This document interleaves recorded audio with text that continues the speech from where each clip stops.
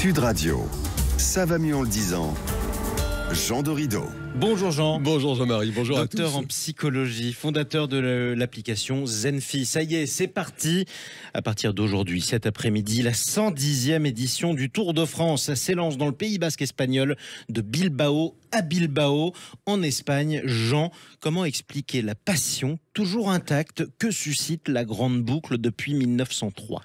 Alors, c'est une excellente question, Jean-Marie. Le premier point, c'est évidemment que le Tour de France, c'est un spectacle. Chaque édition est un véritable roman avec ses suspens, ses rebondissements. Et c'est un fait, psychologiquement, eh bien, nous aimons le spectacle. C'est vraiment un point majeur dans notre psychologie commune. Nous avons besoin que l'on nous raconte des histoires. Déjà, à l'époque de la Grèce antique, à l'époque d'Homère, à l'époque de toutes ces tragédies grecques. Et ça, en fait, eh bien, depuis tout ce temps-là, eh bien, cela perdure. Et les coureurs cyclistes, eh bien, ils sont un peu précisément nos héros modernes. Il n'y a plus Achille, il n'y a plus Ulysse. En revanche, il y a ces coureurs. Et c'est vraiment le premier point qui explique le succès du Tour de France. C'est un spectacle. Et puis évidemment, il y a deux autres piliers essentiels qui participent également à comprendre, à expliquer ce succès. Alors, c'est un spectacle, d'accord, mais c'est pas le seul. Pourquoi le Tour de France est aussi populaire ? Eh ben, vous venez de le dire, Jean-Marie, justement, c'est l'autre point qui explique le succès du Tour, c'est que c'est un événement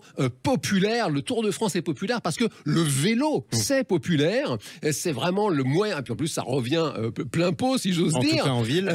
Notamment en ville, effectivement. Et on pourrait même presque dire, bon, tout le monde fait du vélo, et c'est ce fameux apprentissage de faire du vélo avec une draisienne. Un rite de passage. Eh ben oui, c'est presque un rituel initiatique. On n'en a plus tant que ça qui nous reste. Et puis, c'est populaire aussi parce que chacune peut s'identifier à ses coureurs. Et aussi, un point qui est très important, c'est que chacun peut caresser le doux rêve, l'ambition, eh bien, de s'attaquer aux épreuves mythiques de la grande boucle, les 21 lacets de l'Alpe d'Huez, le Tourmalet. Alors bon courage. Pour autant, c'est un fait. On peut y aller avec de l'entraînement, et ça, c'est très très inspirant. Oui, exactement. Tout le monde peut s'identifier, en tout cas, aux champions, Jean. Alors le Tour de France, on l'a dit, spectacle. C'est en plus un spectacle populaire. C'est quoi le troisième ingrédient qui vient expliquer cette passion chez les Français et même dans le monde entier ? Eh bien, le troisième point, précisément, c'est la transmission. Parce que le Tour de France, vous l'avez dit, ça existe depuis 1903. C'est la 110e édition, et c'est vraiment quelque chose qui joue un rôle de trait d'union, de génération en génération.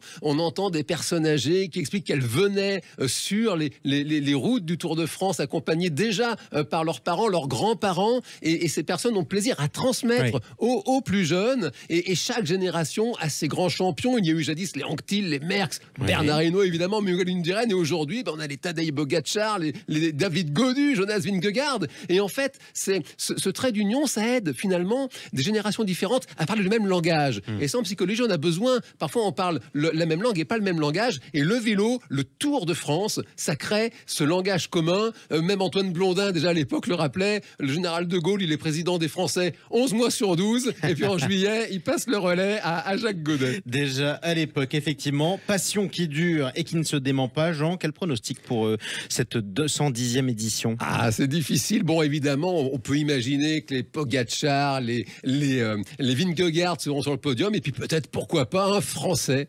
pour se hisser dans le trio gagnant. Et en tout cas, celle qui participera à cette étape, c'est Sud Radio, puisque à partir d'aujourd'hui, ce nouveau rendez-vous que vous pourrez vivre sur Sud Radio de 16h à 18h. Aujourd'hui, avec Alexandre Priam et Rémi Dos Santos, Sud Radio fait son Tour de France. Merci Jean Dorido. Merci Jean-Marie.